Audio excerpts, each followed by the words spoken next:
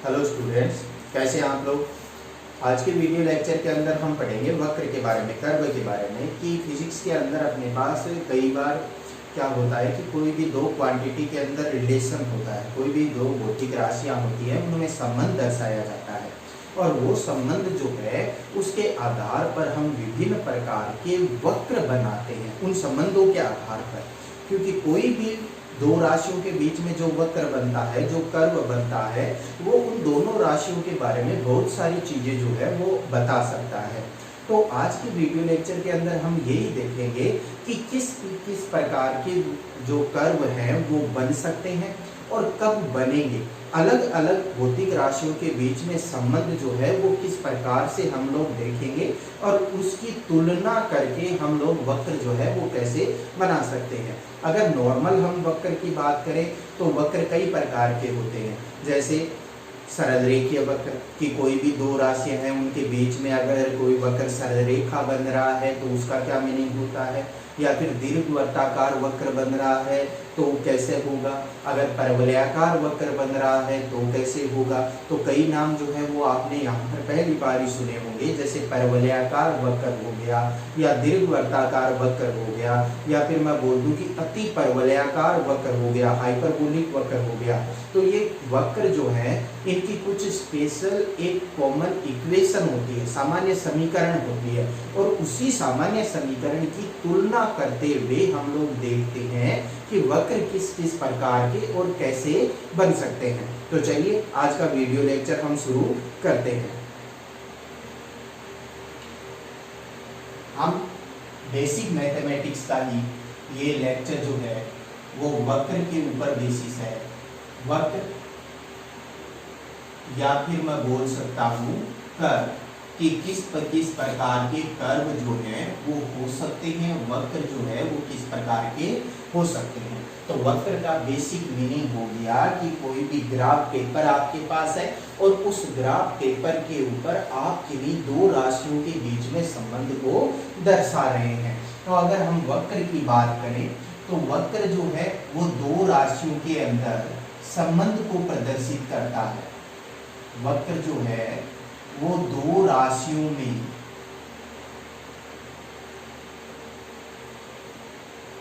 संबंध को प्रदर्शित करता है।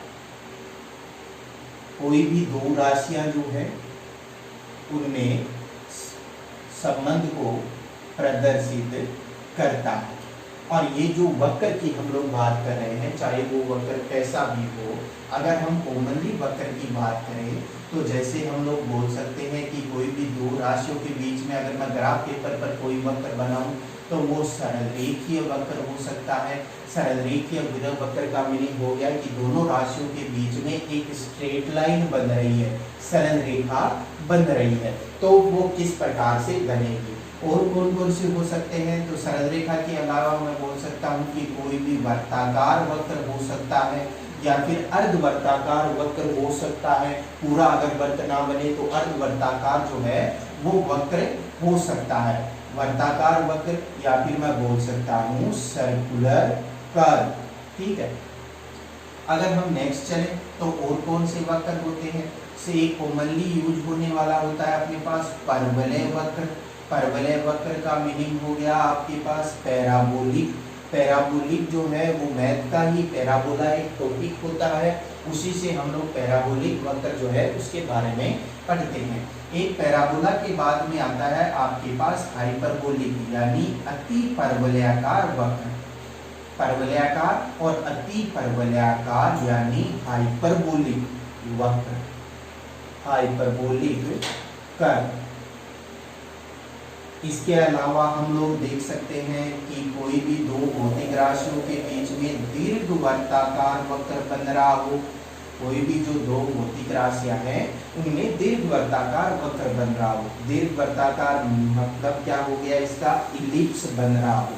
कोई भी दो भौतिक राशियां जो हैं उनमें इलिप्स या दीर्घवृत्ताकार वक्र बन रहा हो। अब ये जो है अपने पास ये कुछ कॉमन वक्र होते हैं जिनका हम लोग यूज करते हैं। इनमें से भी जो फिजिक्स के अंदर सबसे ज्यादा यूज होता है जिन वक्रों का, वो होता है सरल रेखीय वक्र का उसके बाद में परवलयाकार वक्र का, और उसके बाद में अति परवलयाकार वक्र का। ये तीन वक्र जो हैं वो इंपॉर्टेंट होते हैं, जो लगभग आपको हर जगह मिल जाएंगे फिजिक्स के अंदर। तो इन्हीं वक्रों के बारे में हम 1 बाय 1 डिस्कस करते हुए चलेंगे। तो आज की वीडियो लेक्चर के अंदर हम पढ़ेंगे सरल रेखीय वक्र को, उसके बाद में नेक्स्ट वीडियो लेक्चर के अंदर हम परवलय और अति परवलयाकार वक्र को पढ़ते हुए साथ ही साथ उनके एग्जाम्पल्स जो है वो भी सोल्व करते चलेंगे। तो आज की वीडियो लेक्चर के अंदर हम शुरू करते हैं कि कोई भी वक्र जो है या वो सरल रेखीय कब होता है, और कोई भी दो भौतिक राशियों के बीच में जो संबंध दर्शाते हैं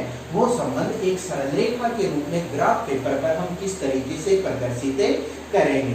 तो हेडिंग लगा लीजिए आप लोग, सरल रेखीय वक्र या स्ट्रेट लाइन।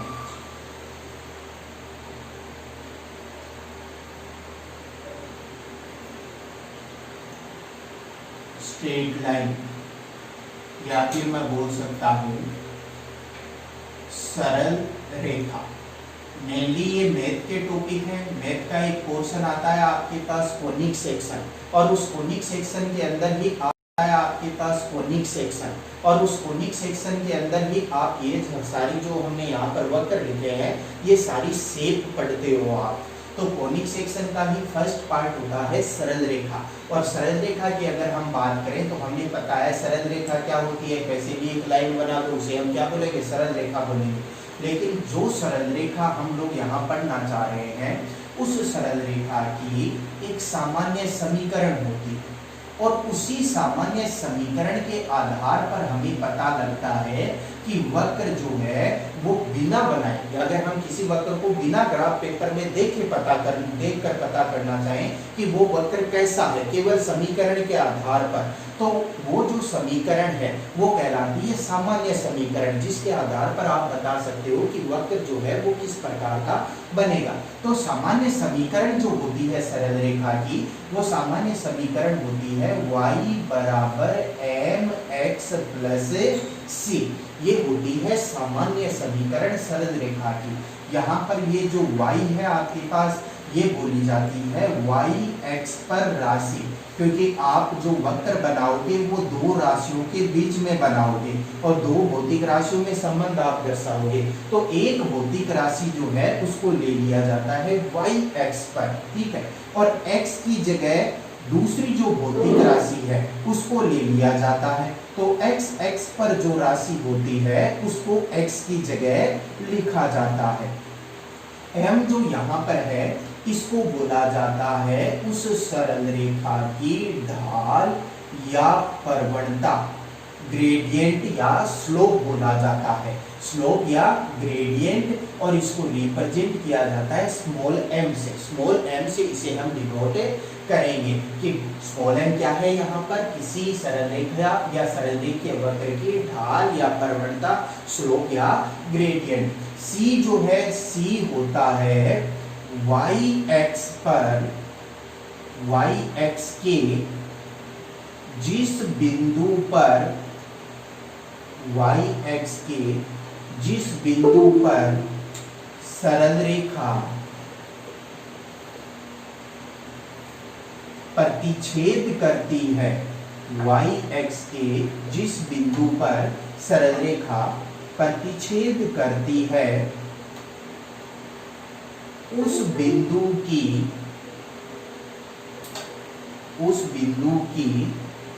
मूल बिंदु यानी ओरिजिन जो होता है, मूल बिंदु से दूरी, उस बिंदु की मूल बिंदु से दूरी।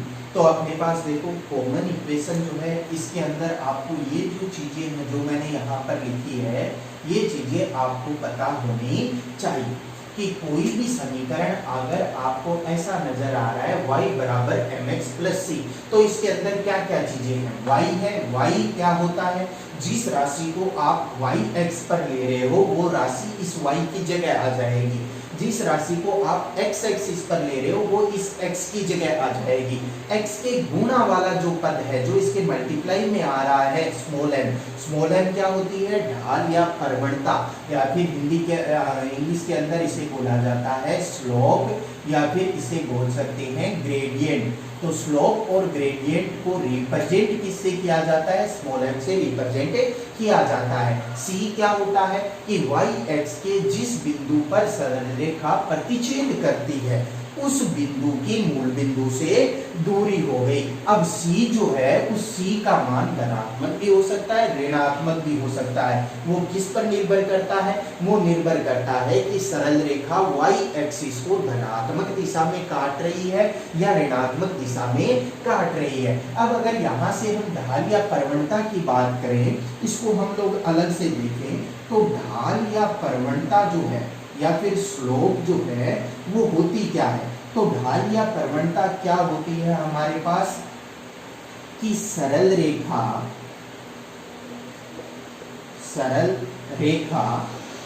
x x या क्षैतिज रेखा, x x को ही क्या बोला जाता है, क्षैतिज रेखा बोला जाता है, और y x को क्या बोला जाता है, y x को बोला जाता है ऊर्ध्वाधर रेखा। तो सरल रेखा x एक्सिस या क्षैतिज रेखा के साथ जितना कोण बनाती है, जितना कोण बनाती है उस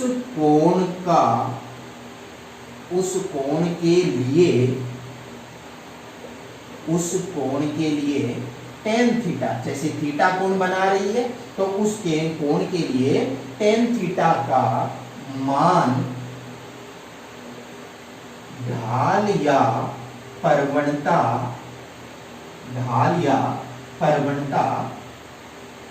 कहलाती है। जैसे मान लो कोई आपके पास सरल रेखा है और वो क्षैतिज रेखा के साथ 30 डिग्री का कोण बना रही है, तो tan 30 डिग्री जो मान है वो tan 30 डिग्री जो है वो क्या कहलाती है, उस सरल रेखा की ढाल या प्रवणता कहलाती है। यानी सरल रेखा की ढाल को m से लिखा जाएगा और m का मान कितना होगा, tan थीटा, और थीटा वो कोण है जो वो सरल रेखा क्षैतिज रेखा या वो जो x एक्सिस है उसके साथ कोण बना रही है। तो ये सरल रेखा का बेसिक जो है वो यहाँ पर हो गया कि इन सब चीजों के अलावा सरल रेखा के अंदर कुछ भी नहीं होता। हमें करना क्या होता है, सरल रेखा के अंदर कुछ भी नहीं होता, हमें करना क्या होता है कि इन्हीं चीजों को हमें एडजस्ट करना होता है, देखना पड़ता है कि y एक्सिस पर कौन सी राशि है, x एक्सिस पर कौन सी राशि है। अब अगर इस सरल रेखा की हम ग्राफ की सहायता से वक्र बनाते हुए देखें कि किस किस टाइप की सरल रेखीय वक्र जो है वो पॉसिबल हो सकते हैं, तो हम सभी प्रकार के वक्र जो है वो बनाकर देखेंगे कि सरल रेखीय वक्र किस किस प्रकार की पॉसिबिलिटी से बन सकते हैं। सारे वक्र हम बनाकर देखेंगे और कोई भी दो भौतिक राशियां अगर अपने पास है तो उनमें किस तरीके से संबंध बनाकर हम वक्र दर्शा सकते हैं वो भी हम यहाँ पर देखेंगे। तो ये नोट डाउन कीजिए आप लोग।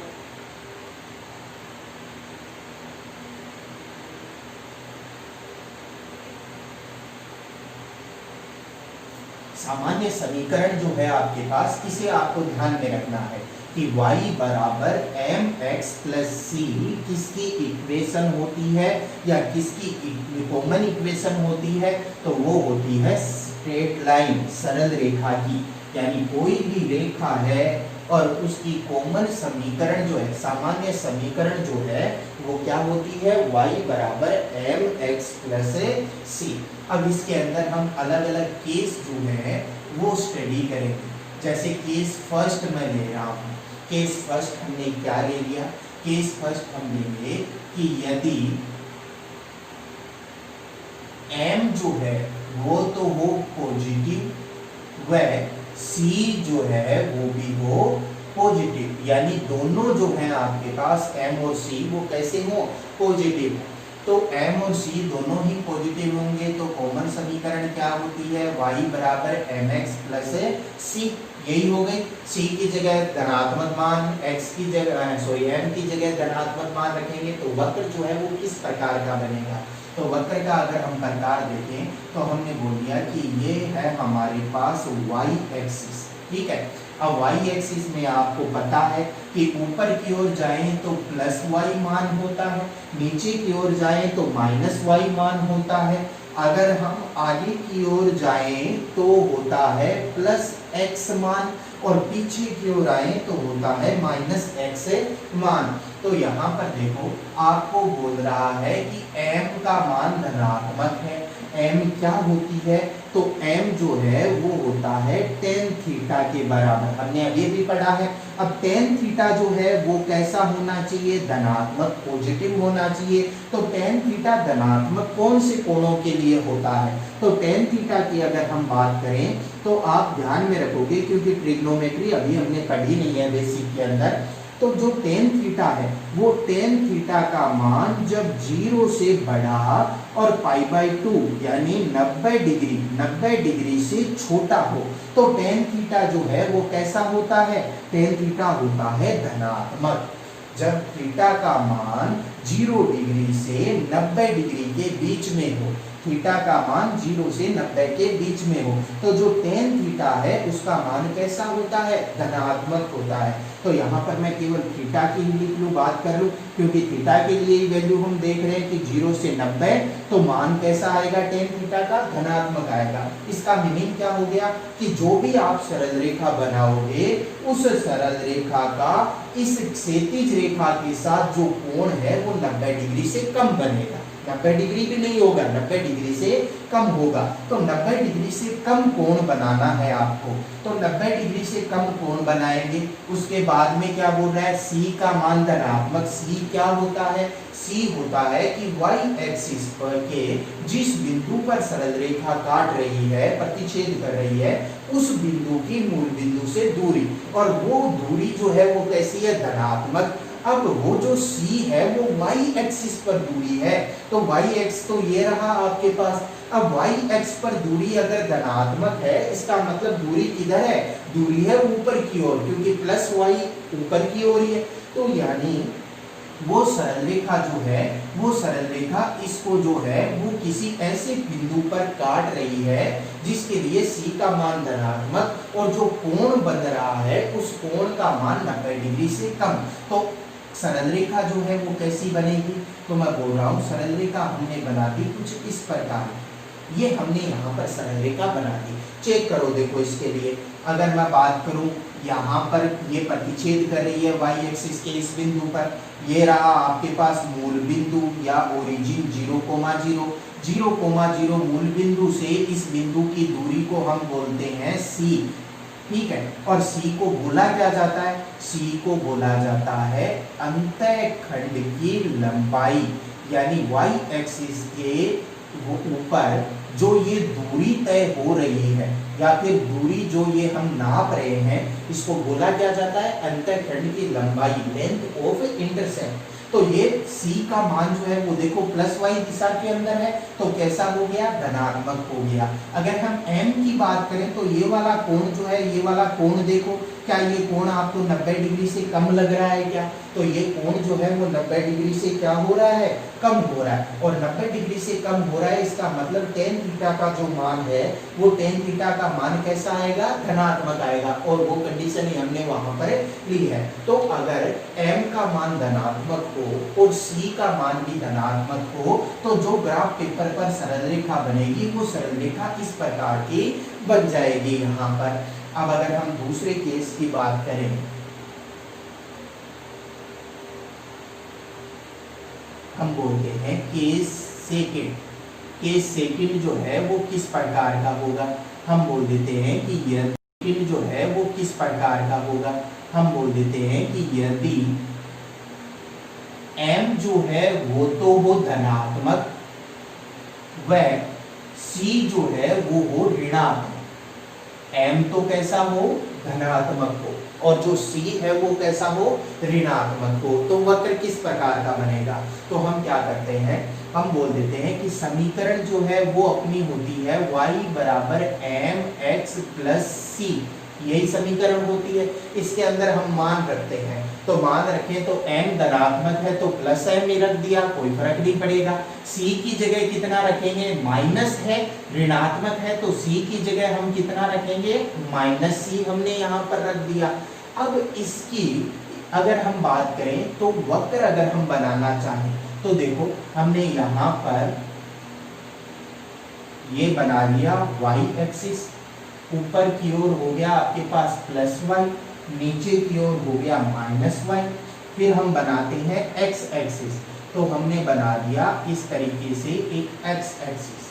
अगर हम इधर की बात करें तो इधर हो जाएगा प्लस x एक्सिस और इधर हो जाएगा माइनस x एक्सिस। अब देखो वक्र जो है, सरल रेखा जो है वो किस प्रकार की बनेगी, तो हमने कहा m धनात्मक, m का मतलब होता है tan थीटा, और tan थीटा धनात्मक कब होगा, जब कोण जो बन रहा है वो 0 से 90 डिग्री के बीच में हो, यानी 90 डिग्री से कम कोण जब होता है तो वो धनात्मक होता है। यानी यहाँ पर जो इस प्रकार का कोण बन रहा था ना, वैसा ही यहाँ पर भी बनना चाहिए, लेकिन यहाँ पर c का मान धनात्मक और यहाँ पर c का मान कैसा है, ऋणात्मक, और c जो है वो y एक्सिस पर दूरी होती है। तो अगर c का मान हमें ऋणात्मक लेना है तो प्लस y की तरफ जाना पड़ेगा या माइनस y की तरफ जाना पड़ेगा, तो हम बोलेंगे कि c का मान अगर ऋणात्मक है तो y एक्सिस पर ऋणात्मक मान होता है नीचे की ओर। तो नीचे की ओर अगर मान हो गया तो जो वक्र बनेगा, जो सरल रेखा बनेगी, वो सरल रेखा बनेगी कुछ इस तरीके की।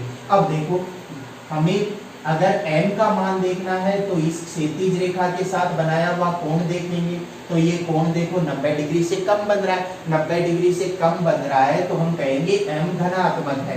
और c की अगर हम बात करें तो देखो क्या c ऋणात्मक है, क्या बिल्कुल ऋणात्मक है, क्योंकि ये वाला c जो है वो कौन सी दिशा के अनुदिश है, वो माइनस y दिशा के अनुदिश है, और माइनस y दिशा के अनुदिश है तो हम बोलेंगे c जो है वो कैसा है, ऋणात्मक है यहाँ पर। अब कई बार हम लोग क्या करते हैं कि यहाँ से ये वाला कोण मेजर करने की बजाय ये वाला कोण देखने लग जाते हैं, तो ये वाला कोण अगर हम देखने लग जाएंगे तो वो गलत हो जाएगा। कैसे कि कोण मापने की जो सही दिशा होती है वो सही दिशा यही है आपके पास, इसी तरीके से आप कोण को नापते हो। अगर इस तरीके से आप उल्टी दिशा के अनुदिश कोण को नापोगे तो वहां पर आपका क्वेश्चन जो है वो गलत हो जाएगा। तो इसके अंदर अगर हम बात करें तो आपके पास जो कोण का मान है वो कोण का मान हो गया थीटा, और ये थीटा जो है वो कैसा हो गया आपके पास, धनात्मक हो गया। अब अगर यहाँ पर हम बात करें तो c का मान ऋणात्मक, तो हमने ऋणात्मक मान ले लिया, m का मान धनात्मक, तो tan थीटा जो हमने यहाँ पर थीटा लिया है वो थीटा जो है वो 90 डिग्री से कम होना चाहिए, तभी tan थीटा धनात्मक होगा, और tan थीटा धनात्मक हो गया मतलब जो ढाल है वो कैसी हो गई, धनात्मक हो गई।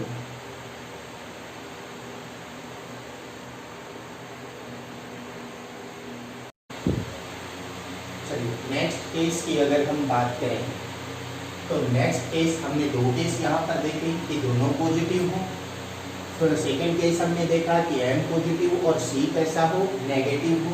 अब अगर हम थर्ड केस देखें कि m जो है वो हो आपके पास नेगेटिव और c जो है वो हो पॉजिटिव, m तो नेगेटिव हो और c कैसा हो, पॉजिटिव हो, तो किस तरीके का कर्व या वक्र जो है वो बनेगा।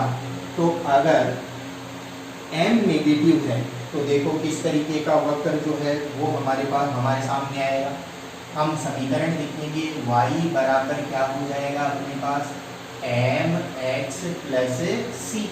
अब m जो है वो कैसा है, ऋणात्मक है, तो मैं कहूंगा यहाँ पर m ना आकर क्या आएगा, माइनस m आएगा, तो y बराबर बन गया माइनस mx प्लस c धनात्मक है तो धनात्मक मान यहाँ पर रखा हुआ है। तो अब देखो m क्या होती है, m होती है प्रवणता, और प्रवणता का मान कैसा है, ऋणात्मक। तो प्रवणता का मान ऋणात्मक है तो वक्र जो है वो किस प्रकार का बनेगा, तो हमने बोल दिया कि ये है अपने पास y एक्सिस, ये है अपने पास x एक्सिस, इधर जाऊंगा तो प्लस x, इधर आऊंगा तो माइनस x, ऊपर की ओर जाएंगे तो प्लस y, नीचे की ओर आएंगे तो माइनस y। अब देखो प्रवणता जो है वो कैसी है, प्रवणता जो है वो है आपके पास ऋणात्मक, और प्रवणता जो है वो होती क्या है, प्रवणता होती है tan थीटा। यानी हमें देखना है कि tan थीटा जो है वो ऋणात्मक कब होता है। तो हम अगर थीटा की बात करें, जब थीटा का मान 90 डिग्री से बड़ा हो 180 डिग्री तक, तो 90 डिग्री से अगर कोण बड़ा होता है, थीटा का मान 90 डिग्री से ज्यादा होता है, तो tan थीटा कैसा होता है, ऋणात्मक। और tan थीटा ही क्या होती है, स्लोप होती है या प्रवणता होती है। तो यानी अगर प्रवणता ऋणात्मक है, तो प्रवणता ऋणात्मक होने के लिए जो वो x एक्सिस के साथ कोण बना रही है, वो कोण 90 डिग्री से ज्यादा होना चाहिए। तो देखो इस सरल रेखा को के लिए थीटा का मान इंक्रीज करो, तो मैं इस सरल रेखा को इस तरीके से घुमाता हुआ जाऊंगा। जैसे जैसे घुमाता हुआ जाऊंगा, कोण का मान इंक्रीज होता जाएगा। यहाँ पर बिल्कुल 90 डिग्री हो गया, और उसके बाद में और ज्यादा इंक्रीज करूं तो कितना हो जाएगा, 90 डिग्री से ग्रेटर हो जाएगा। यानी इस तरीके की कोई सरल रेखा यहाँ पर बननी चाहिए। लेकिन c का मान कैसा है, धनात्मक है। तो यहाँ पर देखो केवल m के बेसिस पर अपने पास यहाँ पर अपने पास दो ऑप्शन बन सकते हैं केवल m के बेसिस पर, कि या तो सरल रेखा हो इस तरीके से, ठीक है, क्योंकि ये वाला जो कोण बन रहा है यहाँ पर ये भी 90 डिग्री से ज्यादा है, या फिर सरल रेखा जो है वो हो इस तरीके से। तो इन दोनों में से कौन सा करेक्ट है, तो इन दोनों में से करेक्ट देखने के लिए हम देखते हैं c का मान। c का मान कैसा है, धनात्मक। c का मान धनात्मक है, मतलब प्लस y एक्सिस की ओर दूरी है या माइनस y एक्सिस की ओर दूरी है। तो हम कहेंगे c का मान धनात्मक है, इसका मतलब प्लस y एक्स की ओर दूरी है। यानी ये जो है आपके पास ये धनात्मक है, मतलब सरल रेखा ये वाली ना होकर कौन सी है सरल रेखा आपके पास, ये वाली है।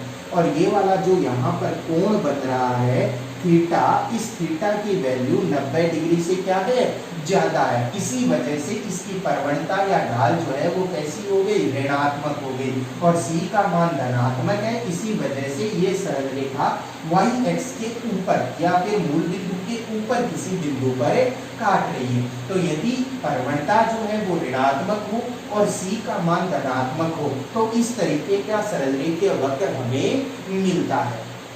नेक्स्ट केस की अगर हम बात करें, केस 4 की अगर हम बात करें, ये आपके पास था, मैंने नंबरिंग करना भूल गया मैं, ये आपके पास था थर्ड केस, ये आपके पास हो गया फोर्थ केस।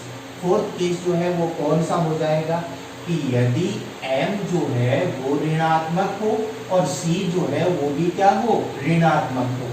m भी ऋणात्मक और c भी ऋणात्मक, यानी ढाल भी नेगेटिव हो और जो लेंथ ऑफ इंटरसेप्ट है यानी अंतःखंड की लंबाई है वो भी क्या हो, ऋणात्मक हो। तो देखो सरल रेखा की सामान्य समीकरण क्या बनेगी, मैं बोलूंगा y बराबर m x plus c। m ढाल जो है वो भी क्या है, ऋणात्मक, यानी यहाँ पर m की जगह क्या आ जाएगा, माइनस m, c की जगह क्या आ जाएगा, माइनस c, क्योंकि ऋणात्मक है दोनों। तो देखो वक्र इसका किस प्रकार का बनेगा, तो हमने बोल दिया ये हमारे पास है y एक्सिस, ऊपर की ओर प्लस y, नीचे की ओर माइनस y, आगे की तरफ प्लस x और इधर पीछे की ओर माइनस x। प्रवणता ऋणात्मक, तो प्रवणता ऋणात्मक इसमें भी थी, यानी कोण जो बन रहा है वो 90 डिग्री से क्या बन रहा है, ज्यादा। तो 90 डिग्री से कोण ज्यादा बनना चाहिए x एक्सिस या क्षैतिज रेखा के साथ। लेकिन इसमें c धनात्मक था, तो वक्र किधर चला गया था, ऊपर की तरफ। अब उसके अंदर c ऋणात्मक है, इसका मतलब वक्र किधर चला जाएगा, नीचे की तरफ। यानी इसमें जो हमने फर्स्ट कंडीशन बनाई थी वही इसके अंदर सरल रेखा की समीकरण हो जाएगी या वक्र हो जाएगा इस प्रकार का। हम बोलें कि यहाँ से ये वाला जो कोण बन रहा है वो 90 डिग्री से ज्यादा, 90 डिग्री से ज्यादा मतलब जो ढाल या प्रवणता जो है वो कैसी हो जाएगी, ऋणात्मक हो जाएगी। और c होती है ये वाली दूरी, तो ये वाली दूरी भी क्या है, इसके अंदर ऋणात्मक है। ऋणात्मक है इसका मतलब क्या हो गया कि ये है, ऋणात्मक है इसका मतलब क्या हो गया कि ये मूल बिंदु से नीचे की तरफ y x को काट रही है। तो अगर ढाल और जो अंतःखंड की लंबाई है वो दोनों ऋणात्मक हो, तो जो समीकरण हमारे पास बन रही है या जो वक्र हमारे पास बन रहा है वो वक्र इस प्रकार का बनेगा। तो ये चार केस जो है वो हमने डिस्कस कर लिए कि दोनों m और c दोनों धनात्मक हो तो किस तरीके का वक्र बनेगा, दोनों ऋणात्मक हो तो किस तरीके का वक्र बनेगा, एक धनात्मक दूसरा ऋणात्मक हो तो किस तरीके का वक्र बनेगा। नेक्स्ट केस की हम लोग बात करते हैं, साथ साथ आप नोट डाउन करते हुए चलिए, छोटी छोटी बातें हैं ये।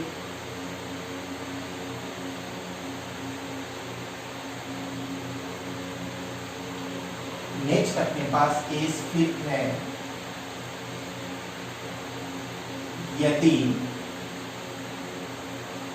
m धनात्मक हो व c का मान 0, m तो धनात्मक हो और c जो है उसका मान कितना हो, 0 हो, तो m धनात्मक और c 0 होगा तो देखो अपने पास कॉमन समीकरण क्या बन जाएगी, y बराबर mx प्लस c।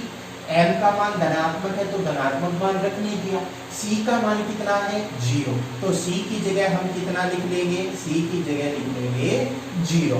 देखो समीकरण किस प्रकार की बनेगी, तो हमने बोल दिया ये हमारे पास yx हो गई, ये प्लस y, ये हो गया माइनस y, ये हमारे पास बन गई x एक्सिस, ये हो गया प्लस x, ये हो गया माइनस x। अब देखो ढाल जो है वो कैसी है, धनात्मक, यानी कोण जो बनाएगी x एक्सिस के साथ वो 90 डिग्री से कम होगा, 90 डिग्री से कम कोण बननी चाहिए।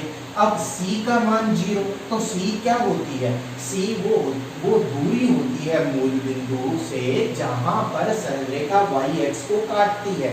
मैं कहूंगा यहाँ पर रहा मूल बिंदु आपके पास, अब मूल बिंदु से ऊपर जितनी दूरी पर काटती है तो c का मान धनात्मक आता, जितनी दूरी नीचे काटती है तो c का मान ऋणात्मक आ जाता। अब c का मान 0 आ रहा है, इसका मतलब कि वो सरल रेखा ना तो ऊपर का ओर काट रही है y एक्सिस को, ना नीचे की ओर काट रही है, वो कहां पर काट रही है, वो काट रही है मूल बिंदु पर, क्योंकि तभी मूल बिंदु से उस बिंदु की दूरी जहां पर ये सरल रेखा yx को काटती है वो दूरी 0 होगी, अगर वो बिंदु मूल बिंदु ही हो तो मूल बिंदु पर काट रही है ये सरल रेखा।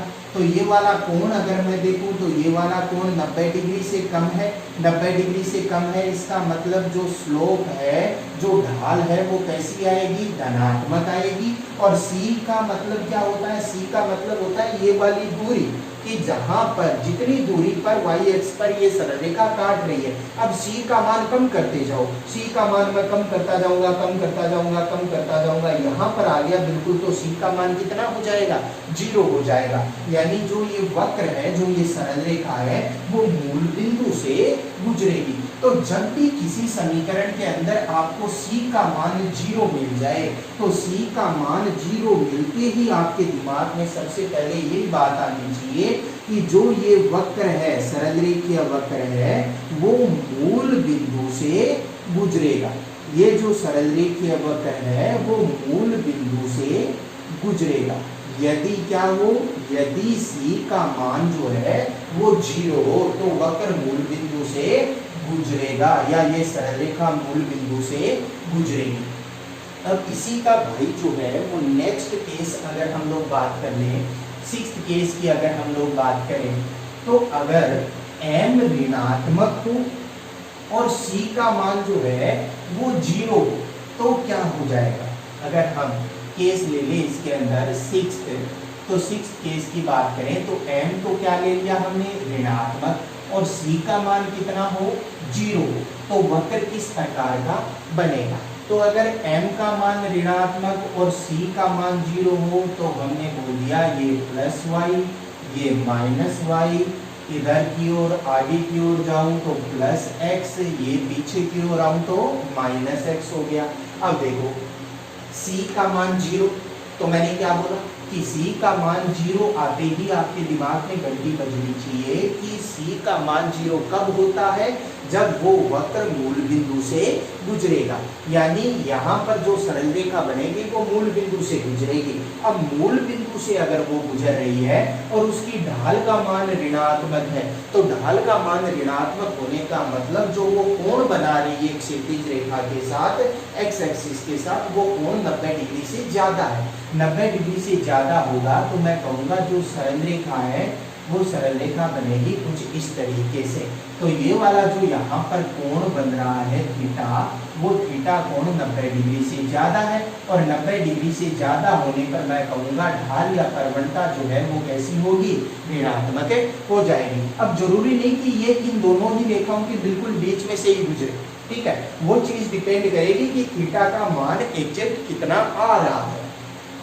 अगर थीटा का मान जो है वो 120 डिग्री आ रहा है तो अलग तरीके से रेखा बनेगी। अगर थीटा का मान 135 आ रहा है, 170 आ रहा है, तो अलग अलग तरीके से स्लोप चेंज होती जाएगी, इसकी ढाल बदलती जाएगी। हमेशा यही नहीं होगा कि आप बिल्कुल सेंटर में से पास आउट कर दो, ऐसा कभी भी नहीं होगा। ये किस स्थिति में होगा कि जब थीटा की वैल्यू जो है वो आपके पास 90 प्लस 45 यानी 135 डिग्री हो, तो वो बिल्कुल सेंटर से पास आउट होते हुए जाएगी। तो ये जितने भी केस हो से पास आउट होते हुए जाएगी। तो ये जितने भी केस हो सकते थे अपने पास इस स्ट्रेट लाइन के, जितने भी तरीके के वक्र यहाँ पर बन सकते थे, वो सारे के सारे वक्र हमने केस के थ्रू डिस्कस कर दिए हैं। अब हम कुछ एग्जाम्पल लेते हैं और उस एग्जाम्पल के बेसिस पर देखते हैं कि हम वक्र कैसे बनाएंगे। तो चलिए अपने न्यूमेरिकल पोर्शन या जिस काम के लिए हम लोग स्ट्रेट लाइन को पढ़ रहे हैं वो काम देखते हैं कि किस तरीके से अपने पास क्वेश्चंस आएंगे जिनको हमें सोल्व करना है।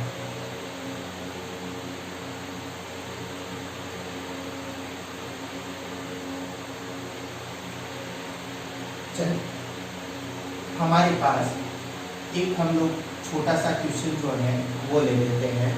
आपके कोई समीकरण दी थी, आपको समीकरण दे दी v बराबर u प्लस में at, v बराबर u प्लस at। आपको बोल रहा है कि v व t में वक्र बनाइए, v व t में वक्र बनाइए। ए के बारे में वो क्या बोल रहा है, ए जो है वो नियत है, ए जो है वो क्या है, नियत है, और यू जो है वो भी क्या है, नियत राशि है या कोई कांस्टेंट है आपके पास। तो v व t के अंदर हमें वक्र बनाना है। तो v और t के अंदर वक्र अगर हम लोग बनाए तो देखो किस प्रकार का बनेगा। तो हमें क्या करना है, आप बड़े प्यार से इस इक्वेशन को लिख लीजिए आराम से। v बराबर u प्लस at, वो बोल रहा है v और t में वक्र बनाना है, यानी वो v और t में संबंध बताना चाह रहा है वक्र की सहायता से। तो हम बोल लेते हैं v को अगर मैं बोल दूं y एक्सिस पर, ठीक है, t के बीच में बना रहा है, t को बोल दूं मैं x एक्सिस पर, ठीक है, तो y की भी घात 1 और x की भी घात 1। तो ऐसी कौन सी समीकरण होती है, कोमल समीकरण होती है जिसके अंदर हमारे पास y की भी घात 1 हो और x की भी घात 1 हो। तो अभी तक तो हमने केवल सरल रेखा ही पढ़ा है। तो कोई भी क्वेश्चन आ जाए तो सीधा बोलेंगे सर सरल रेखा पढ़ा है तो सरल रेखा की कोमल समीकरण जो है उससे तुलना कर देंगे। लेकिन जब हम परवलय भी पढ़ लेंगे, अति परवलय भी पढ़ लेंगे, तो समीकरण की तुलना करनी है अगर आपको, तो आपको ये देखना पड़ेगा कि y जो है यानी y x पर क्या है, v ले रहे हैं हम लोग, तो v की अधिकतम घात कितनी है, x एक्सिस पर किसको ले रहे हैं, t को ले रहे हैं, तो t की अधिकतम घात कितनी है। अब ऐसा नहीं है कि मैं हमेशा v को y एक्सिस पर लूंगा, वो आप पर डिपेंड करता है कि आप v को किस एक्सिस पर ले रहे हो, क्योंकि ये यहाँ पर अकेला था इसीलिए हमने इसको y एज्यूम कर दिया, ये इसके साथ था इसीलिए हमने यहाँ पर x एज्यूम कर दिया। तो मैं कहूँगा y की भी घात 1 और x की भी घात 1, ऐसी तो एक ही समीकरण है, वो क्या है, y बराबर mx प्लस c, यही होती है। तो देखो यहाँ पर हम अगर ये अपने पास जो समीकरण है वो किसकी है, ये अपने पास सरल समीकरण है सरल रेखा की। अगर इस समीकरण के साथ हम लोग तुलना करेंगे तो मैं कहूँगा कि y एक्सिस पर हमें लेना है v को, x एक्सिस पर हमें लेना है t को। जो x की गुणा में राशि है वो प्रवणता या ढाल होती है, तो जो t के गुणा में है वो राशि इस वक्र की ढाल या प्रवणता हो जाएगी। यानी ये जो सरल रेखा बनेगी इसकी ढाल का मान किसके बराबर हो जाएगा, a के बराबर हो जाएगा। और इसके लिए जो अंतःखंड की लंबाई है वो किसके बराबर हो जाएगी, u के बराबर हो जाएगी। तो जो वक्र बनेगा वो वक्र किस प्रकार का बनेगा, तो हम बोलेंगे वक्र जो है तो वो बनाने के लिए हमने बोल दिया प्लस y, ये हो गया माइनस y। इधर अगर हम बात करें तो ये हो गया प्लस x, ये हो गया माइनस x। ढाल देखो, ढाल कैसी है, धनात्मक प्लस a है यहाँ पर, तो ढाल धनात्मक मतलब जो कोण बनेगा वो कोण 90 डिग्री से कम बनेगा। और c भी धनात्मक, यानी वक्र जो है वो y x को मूल बिंदु से ऊपर काटेगा। तो जो वक्र बनेगा यहाँ पर वो वक्र बनेगा कुछ इस तरीके का, क्योंकि ढाल जो है यहाँ पर थीटा जो है कोण वो 90 डिग्री से कम बनेगा। और ये आपके पास हो गई अंतःखंड की लंबाई, और ये अंतःखंड की लंबाई देखो किसके बराबर है, u के बराबर है। तो यहाँ पर हमने लिख दिया u। और यहाँ पर अगर हम बात करें y एक्सिस पर क्या है, y एक्सिस पर है आपके पास v, x एक्सिस पर क्या है, x एक्सिस पर आपके पास है t।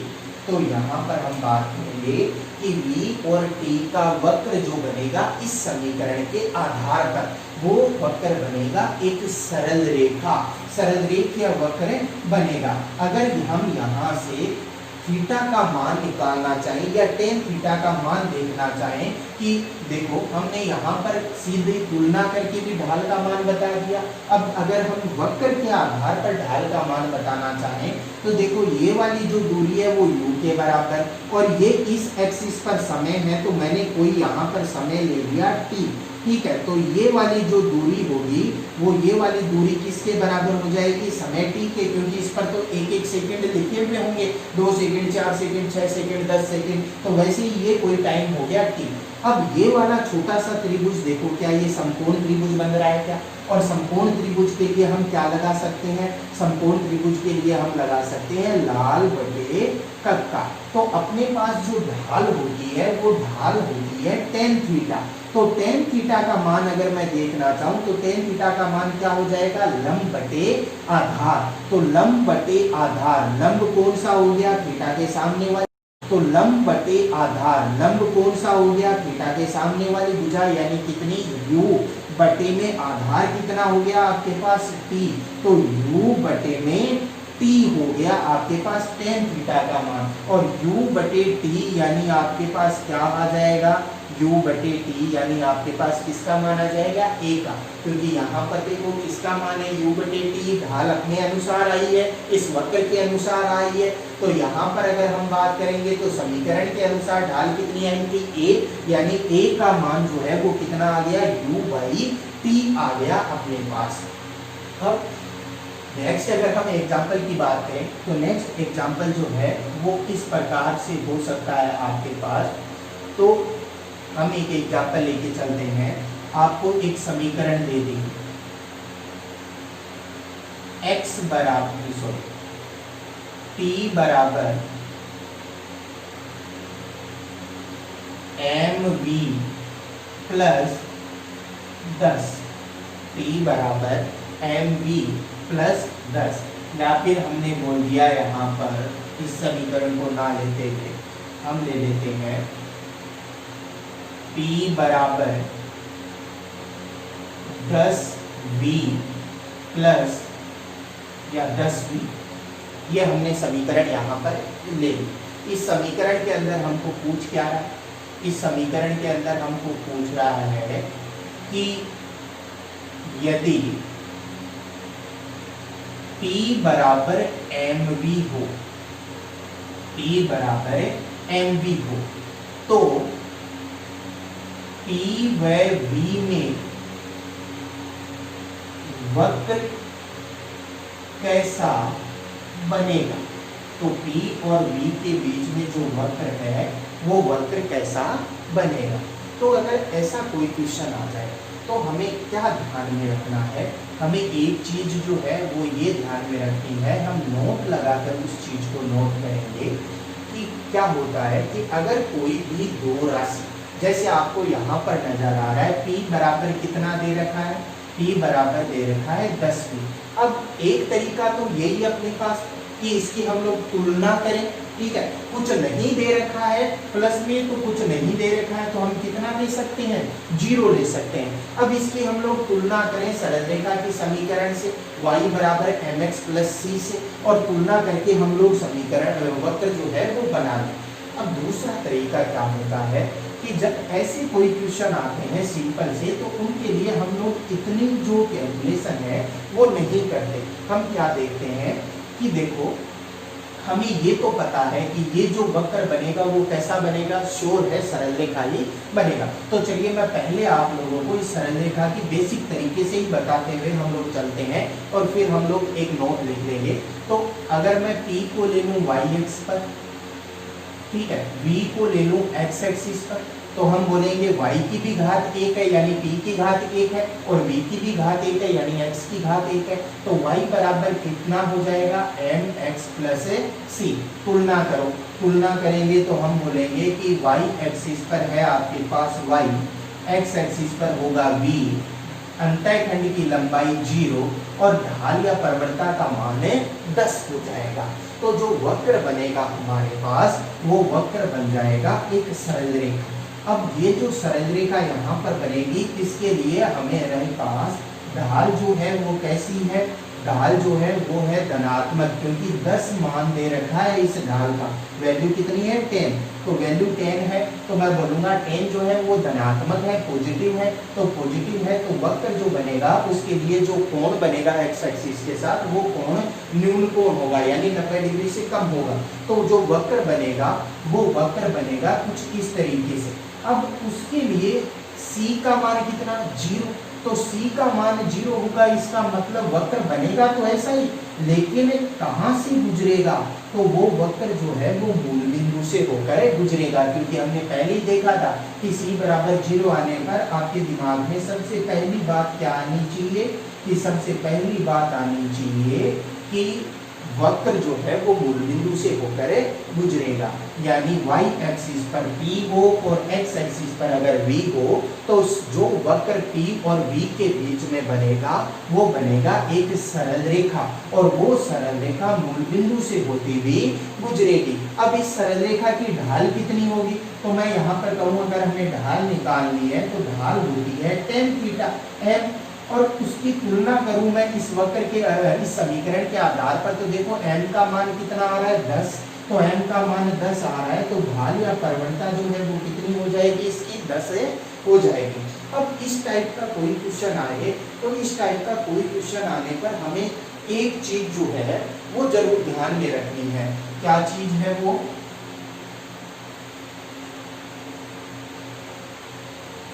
हम अगर बात करें कोई भी दो राशियों की, जैसे इसके अंदर हमने इससे पहले वाला जो एग्जांपल देखा था उसमें v और t के बीच में संबंध देखा था, इसके अंदर जो ये एग्जांपल लिया है इसमें p और v के बीच में संबंध देख रहे हैं, और p जो है इसे बोला जाता है संवेग, और v होता है यहाँ पर वेग, m होता है द्रव्यमान।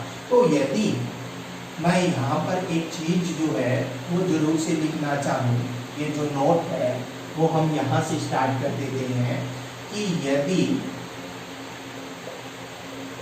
कोई दो भौतिक राशियां, यदि कोई दो भौतिक राशियां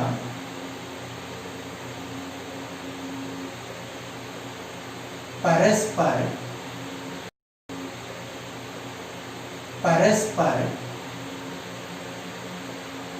समानुपाती हो, परस्पर कैसी हो, समानुपाती हो, तो उनके मध्य बना वक्र हमेशा सरल रेखीय होगा। हमेशा कैसा होगा, सरल रेखीय होगा।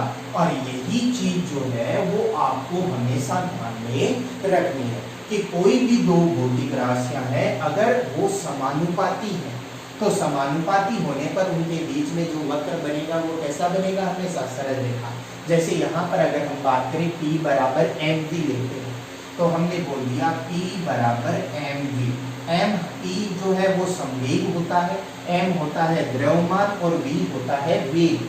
अब अगर आपको P और v के बीच में वक्र बनाना है तो किसी भी वस्तु का जो द्रव्यमान होता है वो द्रव्यमान कैसी राशि होती है, क्या वो कभी बदलता है, क्या वो कभी भी नहीं बदलता, यानी वो नियत राशि होती है। तो हम क्या कहते हैं कि नियतांक और बराबर के चिन्ह को हटाकर हम क्या लगा सकते हैं, नियतांक और बराबर के चिन्ह को हटाकर हम समानुपाती का चिन्ह लगा सकते हैं। या उल्टा भी मैं बोल सकता हूँ कि समानुपाती का चिन्ह हटाकर हम बराबर लगाते हैं और कोई नियतांक हम अज्यूम करके लिख देते हैं। और उल्टा हमने यहाँ पर कर दिया कि बराबर और नियतांक को हटाकर हमने क्या लगा दिया, समानुपाती का चिन्ह लगा दिया। तो यदि यहाँ पर P और V देखो परस्पर समानुपाती हैं, तो परस्पर अगर समानुपाती है तो P और V के बीच में जो वक्र बनेगा वो हमेशा कैसा बनेगा, सरल रेखीय वक्र बनेगा। तो ये जो लाइन हमने लास्ट में यहाँ पर नोट के अंदर लिखी है, ये बात आपको हमेशा ध्यान में रखनी है कि कोई भी दो भौतिक राशियां अगर परस्पर समानुपाती हैं तो उनके मध्य बना वक्र जो है वो हमेशा क्या होगा, सरल रेखीय वक्र होगा।